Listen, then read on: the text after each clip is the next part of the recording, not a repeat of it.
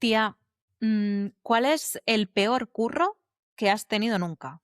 Pues voy a decir que es el trabajo que tengo actualmente. Y sí, porque, bueno, ya lo he dicho muchas veces en muchas plataformas mías que soy auxiliar de enfermería y creo que es uno de los peores curros porque al final no deja de ser un trabajo de cuidados que socialmente no está valorado ni tampoco bien remunerado. Pues tía, el mío sería el primer trabajo que tuve nunca, que era como en una cafetería de estas que están en la estación de tren.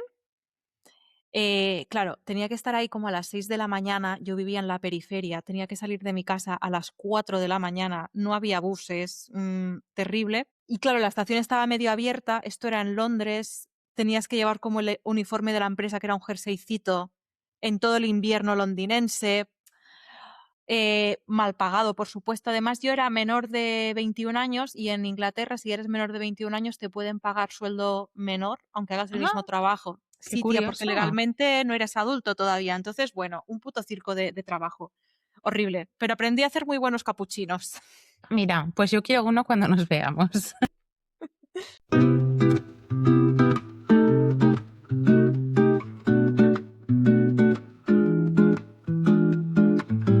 Hola, queridas oyentas, bienvenidas una vez más a un episodio de Las Literatas.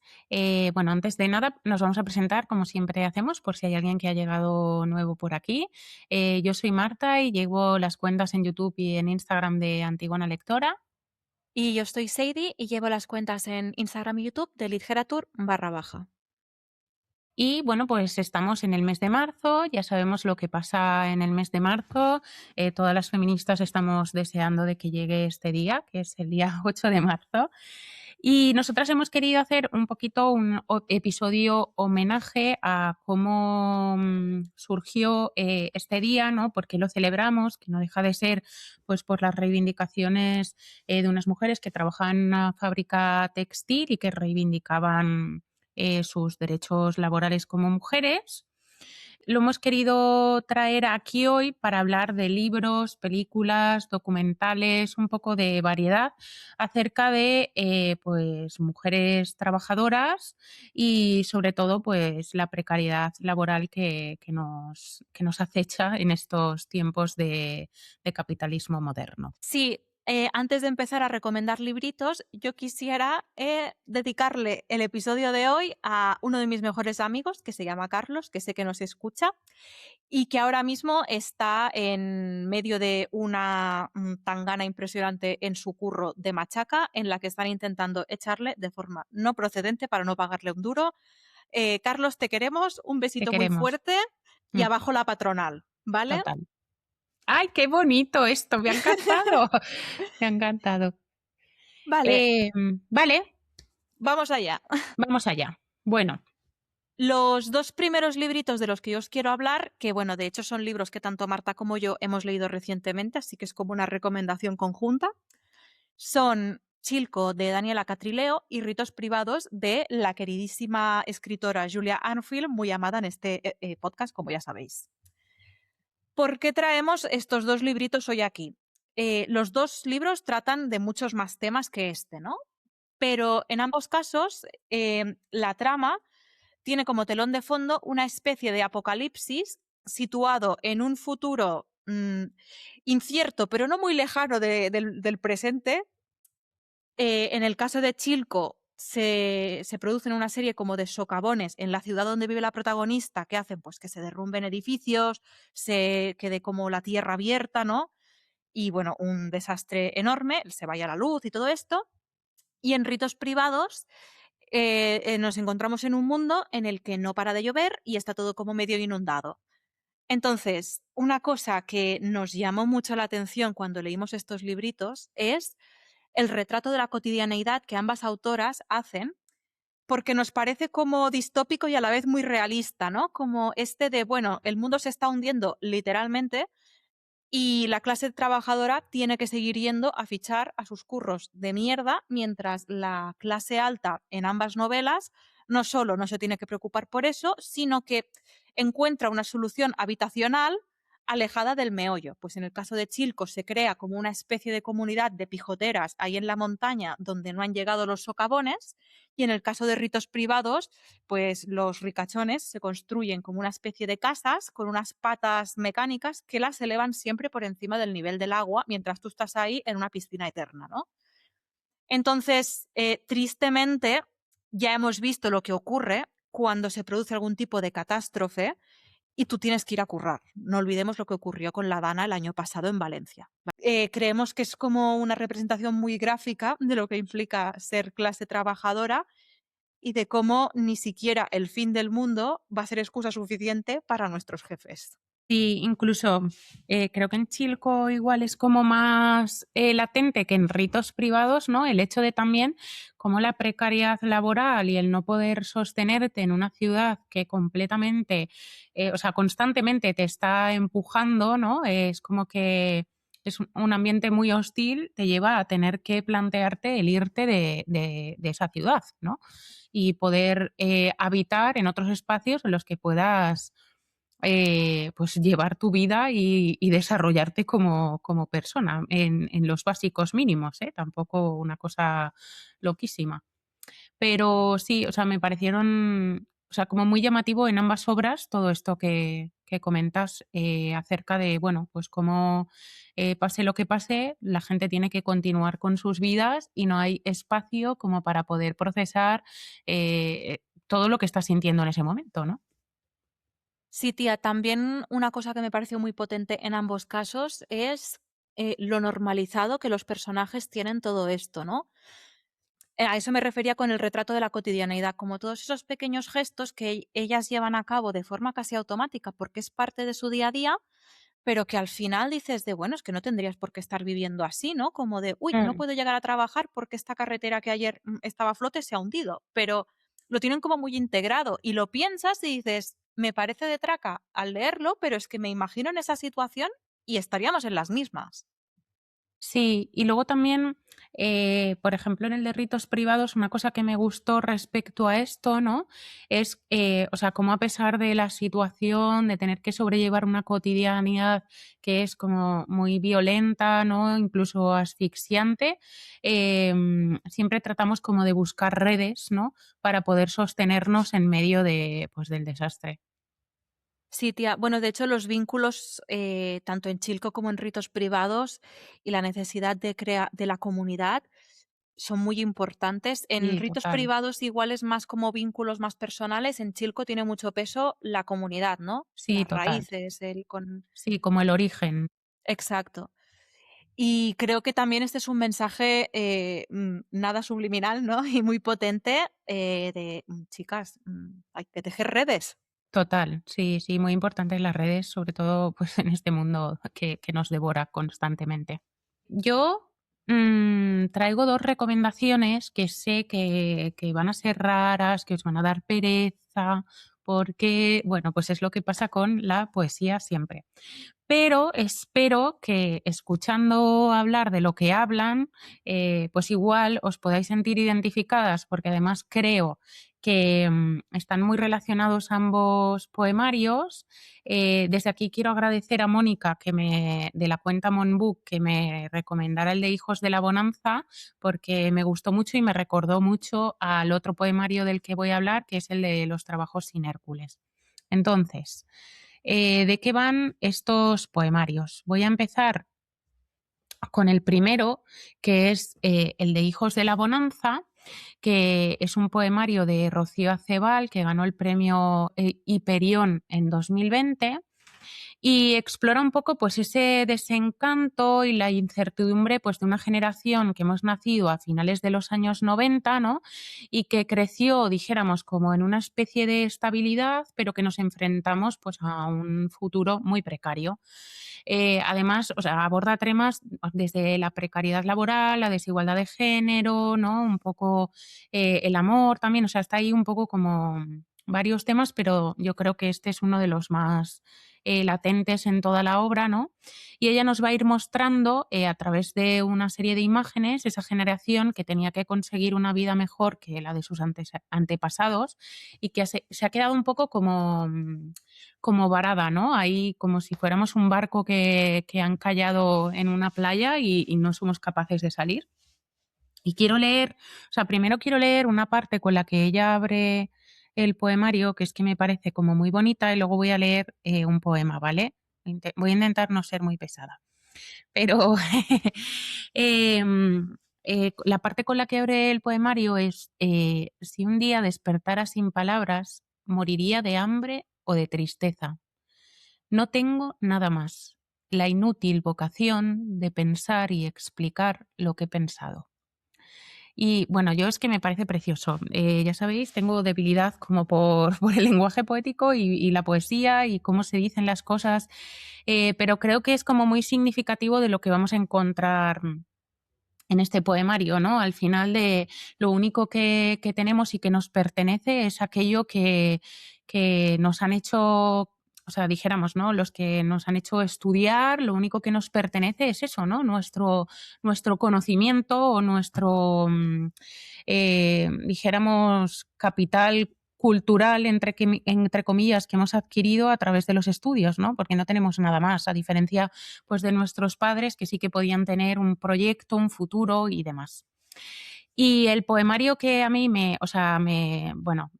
fascinó y por eso decidí seguir leyéndolo es este que dice: mi infancia son recuerdos de un piso a las afueras y un huerto descuidado en la ventana. Mi juventud, 20 años de cuadernos de inglés. Conseguirás, dijeron, mucho más que tus padres y sus padres. Estudia 4 años y tendrás un trabajo. Trabaja y vivirás siempre tranquila. Trabaja y serás digna de un futuro. Asentí, como todos, hijos de la bonanza.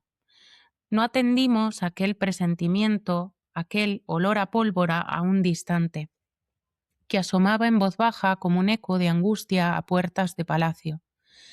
De aquel país ajeno a las fronteras solo guardo el recuerdo de la luz y una versión a la palabra patria. O sea, yo es que no puedo con esto porque creo que describe muy bien, pues, cómo nos sentimos muchas, ¿no? De nosotras. O sea, al final hemos hecho todo lo que se suponía que debíamos hacer y pues seguimos sin poder pensar o plantearnos un futuro más allá que el presente y la cotidianidad que vivimos, ¿no? Que creo que va muy en línea con los otros libritos que mencionábamos. Y el otro poemario que traigo, que es el de los trabajos sin Hércules, que este ya lo había leído hace unos años, es un poemario de Maite Gómez Molina, también editado por Hiperión pues en el año 2022, y es una crítica a la hiperproducción, la precariedad laboral moderna y la identificación personal con el trabajo.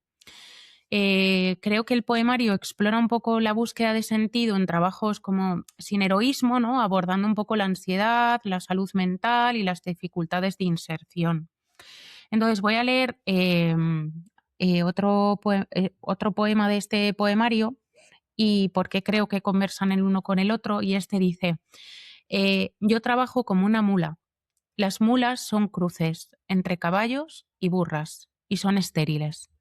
Quizás trabajar como una mula viene de que toda tu vida es trabajo, ya que no puedes parir, no puedes criar, no puedes crear. Relincha, come, tira del arado, espanta las moscas, vuelve al corral.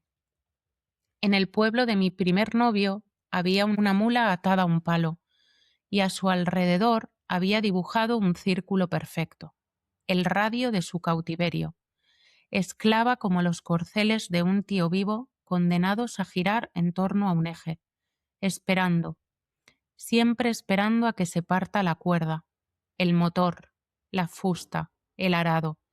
Lo que la mula no sabía, ni nosotras tampoco, es que si se parte la cuerda nos quedaremos a un paso del perímetro, dibujando un círculo nuevo, cerca de la comida y lo conocido.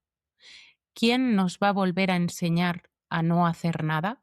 A mí, bueno, ambos me parecieron muy bonitos en su momento. y quería traerlos aquí porque, pues como digo, sé que la poesía da pereza, pero creo que, bueno, pues que son poemarios que conectan mucho con nuestra realidad y con lo que hemos vivido y con lo que nos espera.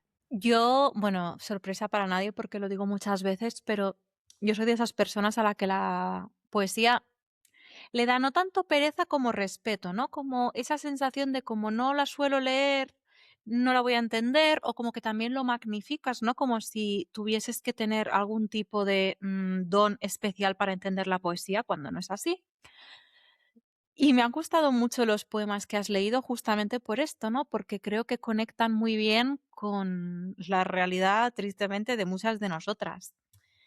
La última frase del último poema que has leído, ¿quién nos volverá a enseñar a no hacer nada? Es que ha resonado tanto con Total. esta hiperproductividad, esta glamorización del duermo 5 horas porque no paro, que se empieza ya a cuestionar un poco, ¿eh? Pero como esta narrativa del tener que ser sujetos productivos, si no, no somos nada, esto le pasa mucho, por ejemplo, a mi pareja, que él es un currela que lleva de machaca desde los 17 años y a veces que se coge algún día libre y tal, como se tenga que quedar en casa, es que a las 2 horas está que no sabe qué hacer con su vida, porque nunca ha tenido como ese espacio para ser más allá de su identidad como persona trabajadora, ¿no? Y esto es heavy.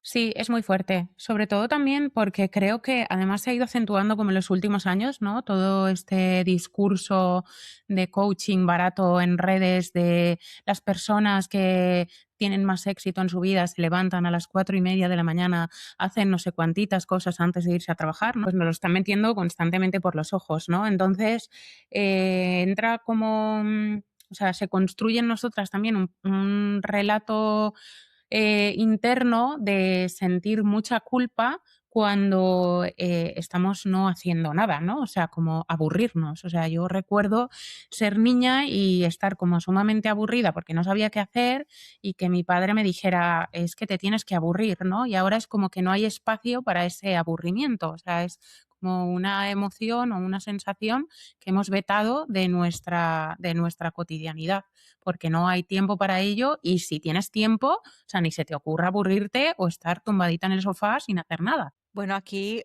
irónicamente, estamos tú y yo en nuestra mañana libre grabando este podcast en vez de estarnos To rascando el higo, también te lo digo. total, total, total. Sí, Sí. Y bueno, luego está esto que hemos mencionado ya muchas veces, ¿no? Pero como esta necesidad de que incluso el tiempo de ocio sea productivo, ¿sabes? De ve al gimnasio y lee X sí, libros y sigue formándote y pues igual me apetece estar viendo por enésima vez Platz Brut en mi casa, ¿sabes qué te quiero total, decir? sí. Pero no, eso no O se puede. remunerar el tiempo de ocio, ¿no? Que esto es algo que, bueno, ya hemos hablado nosotras en un episodio anterior del podcast. Pero, pero bueno, pues sí, esto es lo que nos está pasando, amigas. Entonces, pues bueno, desde aquí hago un llamamiento, por favor, leed estos poemarios porque creo que romperán un poco la idea como de la que tú tienes, ¿no? De que hay que tener como determinado conocimiento para leer poesía. Y yo creo que no, y que hay muchas autoras contemporáneas que están haciendo una poesía como muy cercana, con unas metáforas, un uso del lenguaje que pues resuena mucho con nuestra cotidianidad y nuestras vivencias. Del elitismo de la poesía hablamos otro día porque esto también Sí, da para otro sí, episodio. sí, sí, sí, sí. Pues tía, mi siguiente recomendación entronca mucho, ¿no? Con esto que comentábamos ahora del trabajo como identidad única y de esta idea que se nos ha vendido a nosotras, pero sobre todo pienso que a la generación de nuestros padres y nuestros abuelos, que es toda esta puñetera patraña de el trabajo dignifica. Como si, ¿sabes qué te quiero decir? No, no dignifica una mierda y menos con No, los sueldos que hay ahora. eso es. Pero bueno, que esta visión ha servido como herramienta de control a las clases humildes, ¿no? Para tenerlos un poquito cogidos por los huevos desde su propia mentalidad, que esto es lo más Total. peligroso siempre.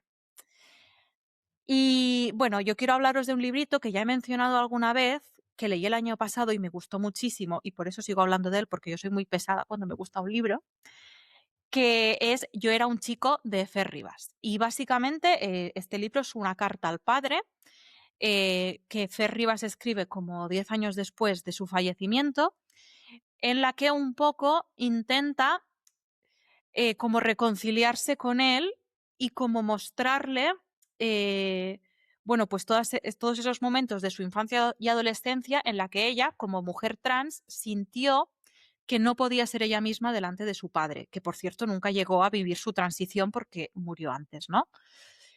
Y bueno, lo que podría ser una carta de reproche perfectísimamente es un bellísimo ejercicio de intentar entender a su padre por quién fue, por sus circunstancias y de intentar romper el ciclo de la masculinidad tóxica y del trauma generacional. Es decir, se hace como un ejercicio de comprensión de papá, te veo, ¿sabes? Que me pareció precioso.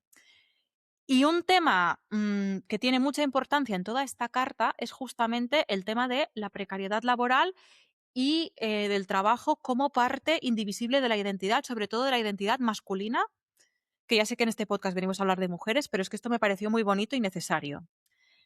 Eh, Fer Rivas es nieta de inmigrantes gallegos que llegaron a Barcelona en el contexto de la posguerra a, básicamente, trabajar y dejarse la piel. Creo recordar que su abuelo estaba en la SEAT, si mal no recuerdo, en una fábrica.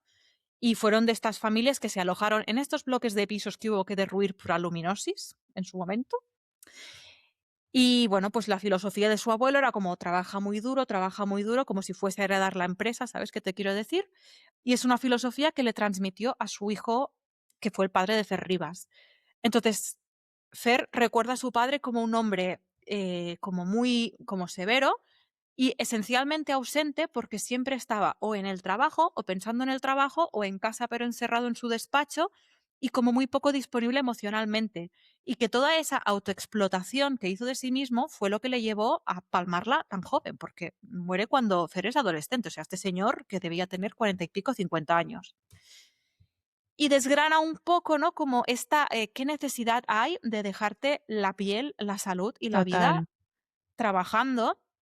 Y también un poco como este desprecio a la clase obrera que ejemplifica mucho el hecho de que pues a toda esta gente que llegó de otras partes de España para trabajar en las fábricas de Barcelona, a mucha de ellas se la alojó en parques de viviendas de una calidad lamentable, construidas con materiales que ponían en riesgo su integridad física y su salud y que tuvieron que acabar siendo como desahuciadas, ¿no? Y derruir esos bloques de pisos porque eso era inhabitable. Entonces, Fer también reflexiona mucho como esta falta de consideración, es un poco incluso como de deshumanización de la clase obrera, ¿no? Que al final es como una pieza más en el engranaje. Y ya te digo, es un libro que toca como muchos temas, pero este en concreto me pareció que estaba retratado de una forma tan bella y tan certera y al final ella está hablando de las penurias de dos hombres que le amargaron un poco la vida, ¿no? Pero lo intenta hacer siempre pues desde el amor, la comprensión, la empatía y entendiendo que a pesar de que hay daños que no puede como perdonar o olvidar, al final estos hombres eran un producto de la sociedad y las obligaciones de su tiempo, ¿no? Entonces, no sé, tía, muy bonito. Sí, yo creo que también, ¿no? O sea, yo no he leído el libro, pero lo que me atrae un poco de él, o que me parece muy bonito, es ese ejercicio, ¿no? De tratar como de reconciliarte, entendiendo un poco, pues, quién fue esa persona, ¿no? Y, y hacerlo también como a través de la escritura, ¿no? No sé, tía, me parece que es un libro como, o sea, me llamó mucho la atención cuando tú lo leíste y creo que toca como muchos temas y que puede estar muy guay, la verdad. Sí, yo suelo decir que se lo dejé a mi padre y a su marido y los dos, bueno, les encantó, mi padrastro llorando al final del libro. Ay, tía. Es muy bonito. Sí, Aparte, pues, de como toda la parte de identidad, que es muy tocha, toda esta parte como de conciencia de clase, de quiénes fueron sus abuelos, quiénes fueron sus padres. Y al final que, claro, esta chica tiene nuestra edad, o sea, es del mismo año que yo, entonces como que es muy fácil, ¿no?, ver como ciertos paralelismos y similitudes, porque la historia total. de sus padres y abuelos es también la de los nuestros un poco. Sí, total. Bueno, pues yo traigo otra recomendación y en esta ocasión para reivindicar que el trabajo reproductivo también es trabajo. porque creo que cuando hablamos de trabajo es algo como que se queda muy al margen, se alude única y exclusivamente como a los temas que tienen que ver con un trabajo laboral, lo que entendemos con su jornada laboral de 8 horas, pagadito y tal. Y hay otro tipo de trabajo que pues mayoritariamente ha sido ocupado por mujeres a lo largo de la historia y es todo esto del trabajo doméstico, el cuidado de los hijos, etcétera, ¿no? Entonces, bueno, yo traigo en este caso un libro de Annie Ernaux, creo que en algún momento hablé de él en el podcast, si no, pues aprovecho para hacerlo ahora, que es La mujer helada. En esta historia, ¿no? Bueno, pues Annie Ernaux lo que nos va a contar es la historia de una profesora treintañera que está casada y con hijos y que siente un poco como su identidad y sus deseos, ¿no? Se congelan un poco bajo el peso como de las expectativas sociales y de la rutina doméstica, ¿no? Un poco habla sobre la pérdida de libertad, la alienación femenina en la sociedad patriarcal y todo esto.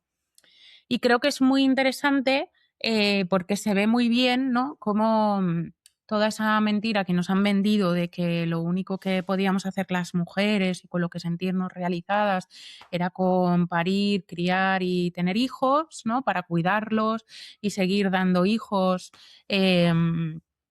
Al sistema capitalista para que sigan siendo obreros y sigan produciendo para él, pues a nosotras o sea, como que nos borra completamente nuestra identidad, ¿no? De quiénes somos, y nos borra también como la posibilidad de tener y aspirar a otro tipo de deseos. Y creo que la historia de esta mujer que describe Annie Ernaux es la historia, pues, de muchas de nuestras madres y de nuestras abuelas que se vieran obligadas a ocupar el ámbito de lo privado para que otros pues pudieran tener y desarrollar su vida profesional, ¿no?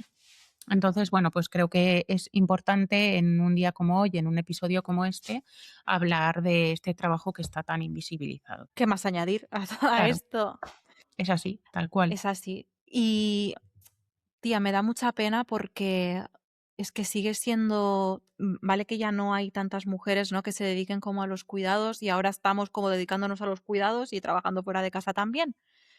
Pero sigue siendo algo como súper invisibilizado, ¿sabes? Es que Total. no, es terrible. Sí, total. Es como que la gente no, o sea, me refiero, tú hablas de, bueno, a mí no me pasa porque intento no hablar con esto con según qué personas, pero que sí que es verdad que cuando oyes determinados comentarios es como, bueno, no, es que no trabaja, es que es como ama de casa y es como ya bonito y todo lo que hay detrás, o sea, me refiero a ti quién te hace de comer, quién te prepara tus tuppers bonitos, quién lleva a sus hijos al colegio, quién permite que, ¿no? Que tú puedas estar sin tener que preocuparte de todo esto y vivir la vida loca. O sea, pues es que ahí hay un trabajo que no se ve, que no se valora y todo porque nunca ha sido un trabajo remunerado, ¿no? De nuevo, los trabajos de cuidados. Bueno, tía, es que es tan terrible que incluso yo he llegado a escuchar gente que esgrime esto como argumento racista contra la inmigración, de decir de no, porque claro, vienen aquí estas familias con tantos niños y los hombres trabajan y las mujeres se quedan en casa cuidando a los niños y no tributan en la seguridad social. Y es como de, Ver, querido Antonio, ¿cómo te explico yo que esto no funciona así, cariño? Es difícil. Mm. o sea, realmente es lo que dices tú, ¿no? Hay gente con la que más vale no meterte en según qué conversaciones o berenjenales, pero es que a veces es A veces inevitable es porque inevitable. Sí, sí, sí. oyes estos comentarios y ¿qué haces? ¿Lo matas ahí mismo? Es No, que sí, no... sí, sí. Terrible. Otro episodio podría ser formas de matar. Yo estoy de acuerdo. Uf, si tenemos, podríamos hacer un episodio recopilando comentarios de Pacos, que vamos. Tía, pues esto sería maravilloso. Sería genial. Me encanta. La siguiente recomendación que os traigo hoy es una película que recomendé en un carrusel que hicimos conjuntamente con Marta hará un año, pues también a raíz, no sé si fue justamente del 8M o del 1 de mayo, no me acuerdo, pero bueno, como que hablábamos de películas con perspectiva de clase, etcétera. Y me apetecía traerla hoy porque pues esto fue típico carrusel que pones como muchas recomendaciones, pero no desarrollas, ¿no? Porque están ahí. Y bueno, se trata de la película italiana Riso Amaro de 1949, dirigida por Giuseppe De Santis y protagonizada por Vittorio Gassman, que yo lo amo, y Silvana Mangano, que también la amo. O sea, maravillosos los dos, guapísimos, súper buenos actores. Entonces, la película realmente es como un thriller, un noir, digamos, pero la traigo hoy aquí porque el telón de fondo de esta historia es justamente el de un grupo de mujeres que trabajan en la recolección del arroz en la Italia de la posguerra. Entonces, pues estas mujeres, cuando era la temporada de cosecha, se subían a unas camionetas rebosantes, dejaban atrás a la familia, al marido, a los hijos, a la hermana, quien fuese, y bueno, desaparecían. Se iban al campo durante semanas a vivir en barracones y a recolectar arroz. Y les pagaban con sacos de arroz, lo que es el hambre y la posguerra, ¿no? Entonces es un trabajo muy duro porque es muy físico y la película, si bien ya os digo, o sea, la trama principal no es esto, pero sí que muestra muchas escenas de la cotidianeidad de esas mujeres y pues de las dificultades que enfrentan, ¿no? Desde mujeres que llegan embarazadísimas, pero es que es como de, bueno, es que con el arroz que yo saco de esto come mi familia prácticamente todo el año, a mujeres ya muy mayores, y cómo interactúan entre ellas, como esa sororidad, ¿no? De estamos todas en este mismo barco. Entonces, es muy bonita en este sentido y que al final, bueno, es que a mí como los ambientes que son exclusivamente femeninos siempre me parecen como muy lindos, ¿no? Los vínculos y las dinámicas que se generan. Y creo que es muy interesante, ¿no? Que en la época en la que está rodado esto, pues se mostrase esta realidad. También luego en la trama principal hay como, es como una trama de gángsters y hay como todo un embrollo con unas joyas robadas que roba una de las trabajadoras del arroz, que es la protagonista. Que bueno, también aquí hay como un comentario de la precariedad de estas mujeres y la posibilidad que una de ellas ve como de salir de esto y bueno, pues al final acaba como acaban todos los noirs, mal. Pero bueno, es una película que me encanta y pues quería aprovechar para hablar de ella. Digo, aquí como la puedo encajar Pues estupendamente, claro. pues ya está. ¿Sabes si está en Filmin? Me gustaría como verla, pero no sé, Sé si estará. que estuvo en Filming, no sé si estará ahora, pero búscala, tía, porque está, o sea, está muy guay la película y aparte es que es eso, o sea, a mí Vittorio Gassman me encanta ese actor y ella es maravillosa también, es muy chuli. Qué guay. Además, creo que es como muy bonito eso que dices, ¿no? De los espacios entre mujeres. A mí siempre también me parecen como espacios muy bonitos y Mm, que, si te fijas, han existido siempre, o sea, como desde que la mujer ha nacido en este mundo, siempre hemos buscado como esas formas como de vincular entre nosotras, ¿no? Y de construir, aunque han intentado romperlo por activa y por pasiva, pero siempre hemos encontrado como formas de sostenernos. total, a mí me gustaría mucho hacer un episodio que hablase como de estos espacios femeninos. Y a mí también. Puedan ser los salones de bordado o los Total, lavaderos, total. hasta el Sí. baño moderno de discoteca, no sé, tía. Total, total. Muy bonito esto. Vale, pues yo ahora traigo una doble recomendación porque creo que, bueno, pues están como conversan muy bien el uno con el otro y es el libro de Hijas del Hormigón de la politóloga Aida dos Santos y el documental Ellas en la ciudad. Que, espera, voy a buscar un momento de quién es porque no lo he apuntado y no lo recuerdo de memoria. De Reyes Gallegos, que está en Movistar.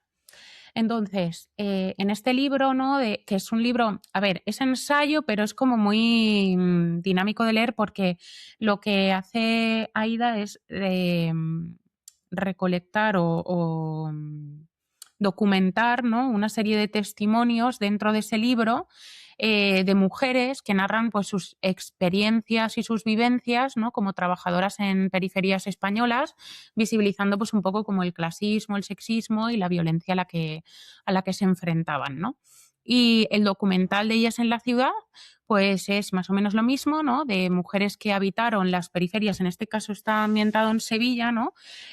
Pues bueno, de cómo ellas eran las que sostenían un poco, pues de nuevo, el trabajo reproductivo, ¿no? De lo que suponía para ellas vivir en un lugar en el que pues apenas había transporte para poder desplazarse de un sitio a otro, que tenían que ir andando con el carrito de la compra, con los carritos de los bebés, ¿no? Y bueno, me gustan mucho ambas recomendaciones porque creo que en los últimos años, cuando se ha hablado de trabajo y han salido pues tanto narrativas a nivel audiovisual como narrativas en formato libro siempre han estado centradas como desde un privilegio, entre comillas, ¿no?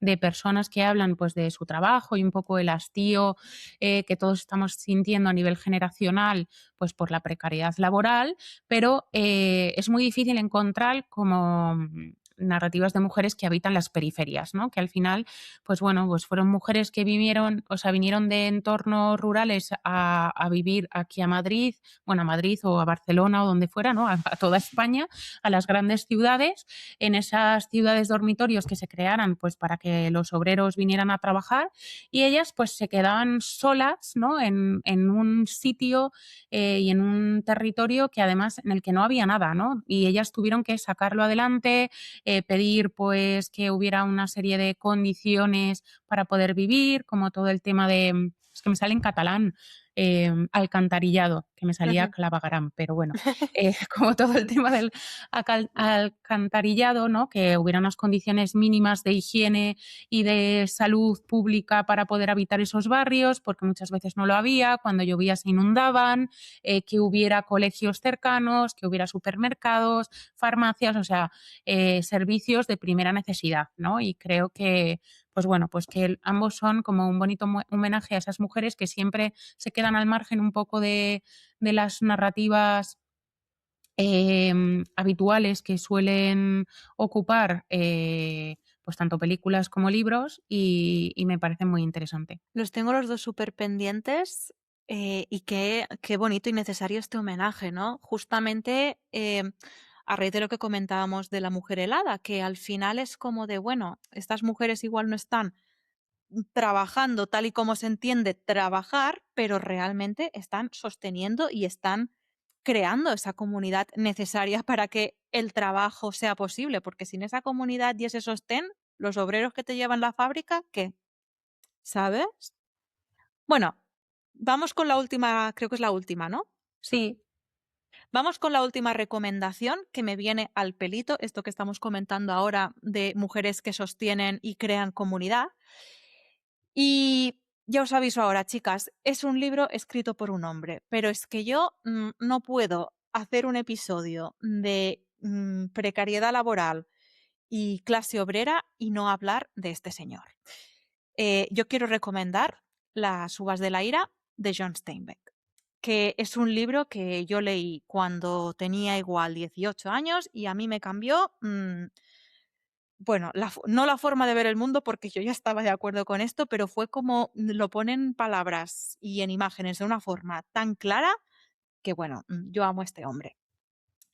Entonces, para las que no conozcáis este clásico, Las uvas de la ira es una novela que sigue el éxodo de una familia, que son los Joad, desde lo que viene siendo el medio oeste americano hasta la tierra prometida de California en el contexto de la Dust Bowl de los años 30. Para las que no tengáis muy presente la historia de Estados Unidos, en los años 30 hay una temporada de sequías y tormentas de arena que hacen que las cosechas se vayan a la puta y muchos pequeños arrendatarios, sobre todo de la zona, pues eso, medio oeste y tal, como la América profunda, se ven completamente arruinados y expulsados de sus casas por los grandes terratenientes. Entonces, toda esta gente, lo único que le queda es cargar las pertenencias que se puedan llevar en coches o cualquier cosa con ruedas que tire, cruzar el puto desierto e irse a California, donde se dice que sí hay trabajo, pero claro, trabajo para todos quizá no. Y bueno, pues una vez llegan ahí, se encuentran con que sí, trabajo hay, pero súper mal pagado y tienen que acabar como malviviendo en campamentos de chabolas, en unas condiciones terribles que, por desgracia, pues es algo que tampoco nos queda tan alejado porque pensemos en cómo vive la gente que viene aquí a recoger la fresa, ¿vale? total. Bueno, entonces, lo chulo de esta novela son varias cosas. La primera es que Steinbeck la escribió a raíz de, él también era periodista y entonces mientras estuvo pasando todo esto, él se fue o sea, todo esto es historia real, ¿eh? Él se fue como a entrevistar y como a hacer un reportaje sobre las familias que se habían visto en esta situación y fue acompañando a la famosísima fotógrafa de la Gran Depresión, que es Dorothea Lange, que todos tenemos como en mente esas imágenes tan poderosas, pues eran las fotos que iban con los artículos de Steinbeck. Que de hecho los artículos estos están publicados en un librito que se llama Los vagabundos de la cosecha, que me parece precioso el título. Entonces, claro, pues con todo lo que vio este señor y las historias que le contaron, él fue como de, bueno, yo es que tengo que escribir un libro sobre esto. Y escribió Las uvas de la ira. Por lo que me gusta mucho este libro, aparte de por la historia, ¿no? Y cómo lo retrata y tal, es por el mensaje profundamente, mm, no comunista, ¿no? Pero como asociacionista que tiene todo el libro, que es un poquito Uníos parias de la tierra, que por este motivo, bueno, fue un libro que se prohibió en varios estados, incluso había como patrones de fábricas que lo quemaban delante de sus empleados, o sea, todo muy loco. Y yo quería traerlo hoy aquí para hablar del papel que tienen las mujeres en la novela de Steinbeck, que al final es un poco este, ¿no? Como de los hombres son los que van a trabajar y ellas son las que por detrás sostienen. Y quiero hacer un pequeño spoiler, y ya me vais a perdonar, de la última imagen del libro, que a mí es lo que ha hecho que este libro se convirtiese como en una especie de cosa icónica para mí. Primero porque me parece una imagen preciosa y segundo por toda la carga simbólica que tiene. El libro termina con una especie de pietà en la que la hija mayor de la familia protagonista, que acaba de perder o sea, ella estaba embarazada y su bebé nace muerto a causa de la desnutrición, pero o sea, ha dado a luz al final, entonces está en periodo de lactancia. Pues esta chica recoge a un hombre del suelo que está a punto de morir también de inanición y le alimenta con la leche de sus senos. Entonces, es precioso esto, tía. Y es como esta imagen de, pues eso, ¿no? Como de Virgen María, Pietà y tal, y un poco como todo el mensaje que tiene el libro de los obreros no debemos competir entre nosotros, nos tenemos que aliar, la culpa no la tiene tu vecino, la culpa de tu situación la tiene los que tienen las tierras, los que dirigen las empresas, los que manejan el dinero y vuestros destinos sin que vosotros podáis tener ninguna decisión. Lo importante que es tejer esas redes, lo importante que es crear y mantener esos vínculos y cómo las mujeres muchas veces somos las que estamos como en segunda línea, pero creando esa comunidad y sosteniendo desde las sombras. Qué bonito, tía. Me Es ha que, uy, encantado. es tan Yo lo tengo bonito. muy pendiente. Me gustaría leerlo, pero claro, siempre, pues a ver, le doy prioridad a las autoras y al final no lo leo. Pero sí que es un autor al que me gustaría leer. Me gustaría leerlo mucho. A mí Steinbeck es de estos autores que suele tener personajes femeninos, a ver, al final también es un señor de su época y tal, pero suele tener personajes femeninos interesantes y además es un señor con mucha conciencia de clase y esto aquí siempre es bienvenido. Yo le Siempre, amo. siempre. Bienvenidos, señores con conciencia de clase. Bueno, pues este sería el final de nuestro episodio especial 8M. Esperamos que os haya gustado. Y bueno, pues antes de terminar, preguntarte, Seidi, ¿qué es lo que estás leyendo en este momento? Pues tengo, bueno, no sé si cuenta como leyendo porque llevo una página, lo empecé ayer en plan rápido, pero estoy con La hermana menor de Mariana Enríquez, que es esta biografía que Enríquez escribe de Silvina Ocampo, que es un librito que yo hacía mucho tiempo que tenía ganas de leer, pero como que no me apetecía tampoco crearme una idea preconcebida de una autora a la que tenía ganas de descubrir por sí misma. Y aprovechando que la lectura de marzo en el Club de las Literatas es justamente autobiografía de Irene de Silvina, pues los estoy combinando. Y bueno, ya te digo, no puedo comentar mucho porque llevo nada y menos, pero de momento me gusta como el tono que adopta Mariana, como un poco novelado incluso. Sí, sí, sí. Es una fantasía. O sea, de hecho, yo lo empecé a leer en digital para un club de lectura y no lo terminé porque fue como, no, yo esto lo tengo que comprar porque yo necesito subrayar esto. No puedo leer esto en digital. Sí. Sí, sí. ¿Y tú qué estás leyendo, Marta? Pues bueno, yo es que estoy en una etapa. muy loca de mi vida, me ha dado una obsesión muy fuerte por todo el tema monjil y toda esta movida de monjas. Bueno, es que estoy fascinada con las monjas, no puedo, no puedo, y con las escritoras místicas y todo esto. Entonces, pues he conseguido un librito de Simone Weil, que es El amor, en el que, bueno, es un librito súper pequeño, en el que ella plasma pues una serie de pensamientos que pues creo que recoge a lo largo de su carrera como escritora y pensadora en torno a la idea del amor. Entonces, como el amor también es algo que aparece mucho en este libro que ya he mencionado 80 veces en los últimos episodios de María de Francia y el amor cortés, pues estoy como muy interesada por esto y estoy explorando esta faceta. Yo súper a tope con esta faceta tuya. Sí, no lo puedo evitar. No, súper interesante, tía. Pues bueno, hemos llegado al final de este episodio especial 8M. Como siempre, recordaros que podéis seguiros en nuestras cuentas personales, en la cuenta de Instagram del podcast, podéis escucharnos en YouTube y Spotify, podéis suscribiros a nuestra newsletter, uniros a nuestro club de lectura y además, a partir de ahora también, si os gusta lo que hacemos y nos queréis ayudar, pues a acabar de pagar estos micros y la suscripción al programa que usamos para grabar y que se nos oiga bien, nos hemos hecho un coffee, ¿vale? Os lo vamos a dejar enlazado en todos nuestros perfiles y esto es básicamente como una plataforma de mecenazgo virtual, ¿no? Entonces, pues si tú nos quieres dejar una propinita, nosotras agradecidas eternamente y si no, pues nos sigues escuchando gratis, que no pasa nada. Y bueno, pues esperamos que os haya gustado y como siempre, como siempre, como siempre, que leáis mujeres.